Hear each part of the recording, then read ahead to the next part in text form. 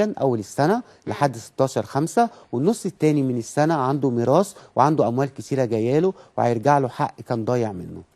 بالنسبة العقرب للميزان، لا احنا هنقول بقى نتكلم ميزان صحيا. الميزان صحيا برضو يخلي باله من التواريخ اللي قلت عليها، أو كل الناس تخلي بالها، من 21 إبريل ل 14 مايو، ومن 23 آب أغسطس لحد 15 سبتمبر. عاطفيا لبرج الميزان عنده زواج في أكتر من كده.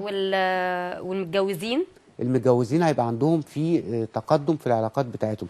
خلي بالك الميزان البيت السابع ده بيدل على حاجتين: التقدم العاطفي والزواج والمشاركات العملية، الاتنين مع بعض. العقرب عنده شغل كتير جدا جدا في أول السنة، وأعتقد إن العقرب من أكتر الناس اللي هتشتغل وعنده أرباح مادية. بعد 16/5 عنده ارتياح عاطفي وارتياح للمتزوجون وأيضا زواج. احنا قلنا العقرب صحيا يخلي باله بس عشان عنده في حاجة هتأثر عليه يوم 21 إبريل ل 14 مايو.